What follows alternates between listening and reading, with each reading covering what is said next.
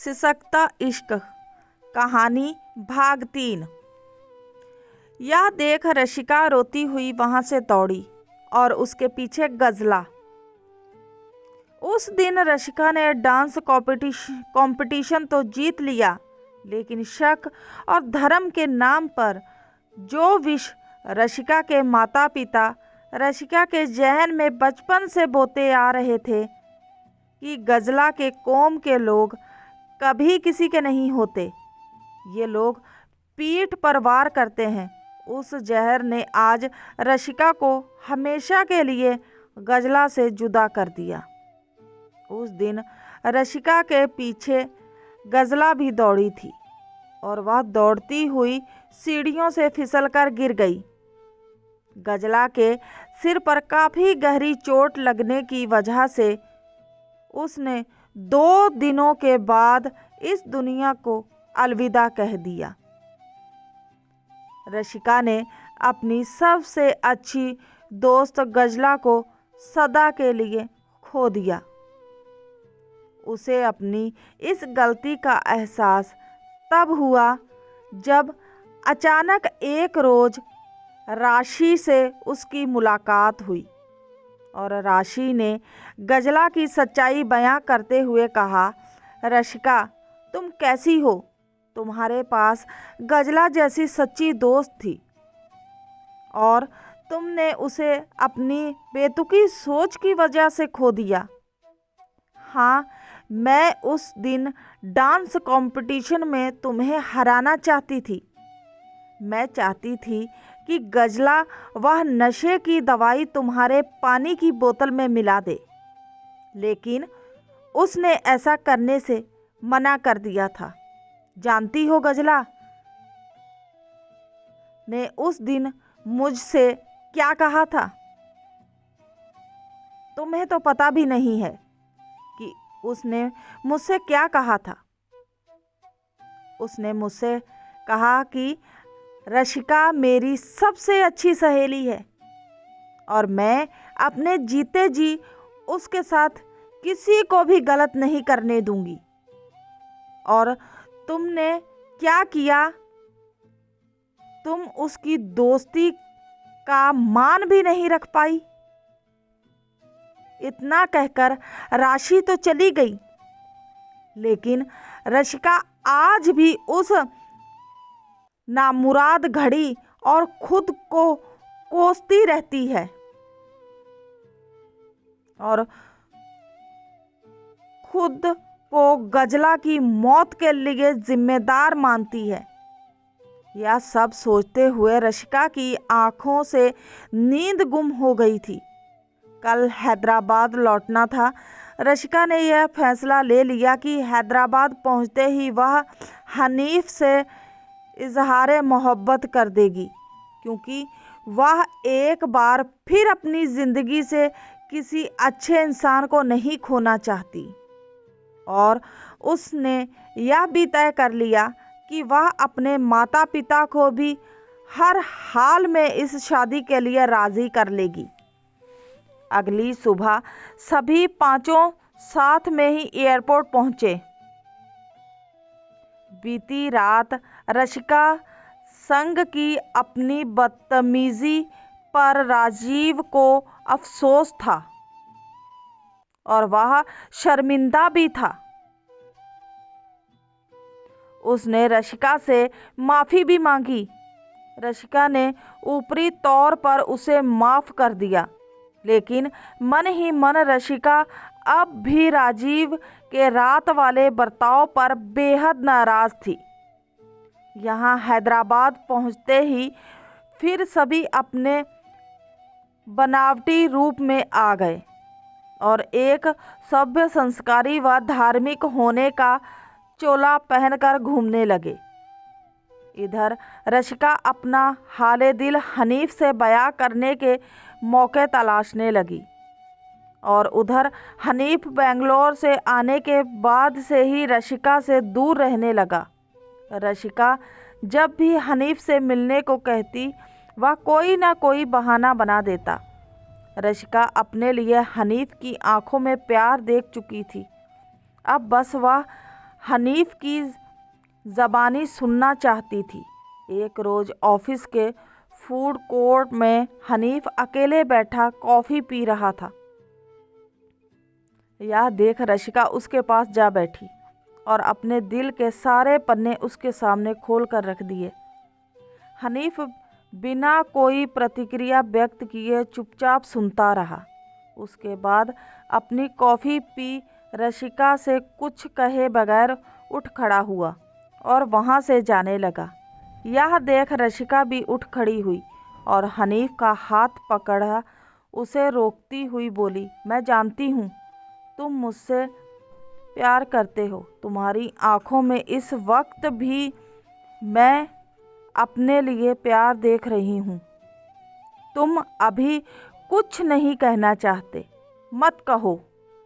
मैं तुम्हारे हाँ का इंतज़ार करूँगी और हाँ, मैं आज ही अपने मम्मी पापा से हमारे लिए बात भी करूँगी। इतना कहकर रशिका ने हनीफ का हाथ छोड़ दिया। हनीफ बुत की तरह खड़ा रहा और रशिका वहाँ से चली गई।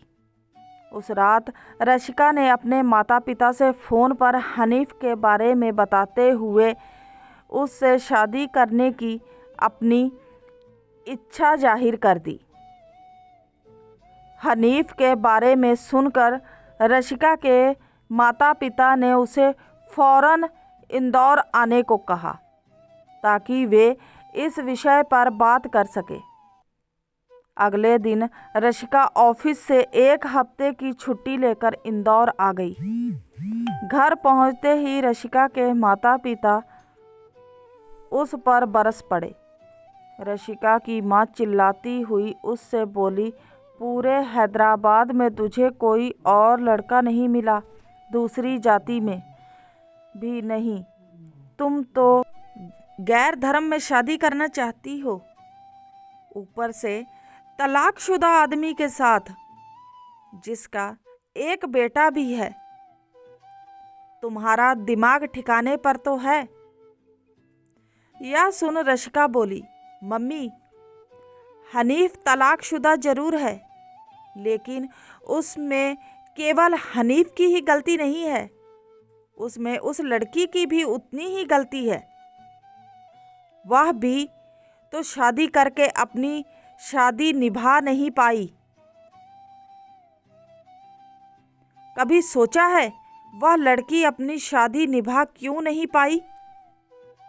क्योंकि वह अपना धर्म छोड़कर दूसरे धर्म में चली गई थी, और जिस धर्म में तुम जाना चाहती हो ना, उस धर्म के लड़के किसी गैर धर्म की लड़की से प्यार नहीं करते, बस जिहाद करते हैं। जिहाद समझी? आज वह तुमसे शादी करेगा, कल तुम्हें तलाक तलाक तलाक कहकर दे देगा और फिर किसी तीसरी की तलाश में निकल जाएगा। तुम्हें मालूम है वह अपने धर्म के मुताबिक 4 शादियां कर सकता है। तब क्या करोगी? रशिका की माँ गुस्से में तिलमिलाती हुई बोली, माँ, हनीफ ऐसा कुछ नहीं करेगा। उसकी एक शादी टूट गई है, इसका मतलब यह नहीं कि वह बुरा है। रशिका ने अपनी माँ को बहुत समझाने की कोशिश की, लेकिन वह नहीं मानी। तब रशिका ने साफ शब्दों में कह दिया कि वह शादी करेगी तो हनीफ से ही करेगी। रशिका का इतना कहना था कि रशिका के पिता, जो अब तक कुछ नहीं कह रहे थे, भड़क उठे और बोले, यह शादी किसी भी सूरत में नहीं हो सकती। अगर तुम उस लड़के से शादी करती हो तो दोबारा इस घर की चौखट पर कभी पैर मत रखना। या समझ लेना कि तुम्हारे माता पिता तुम्हारे लिए मर गए हैं।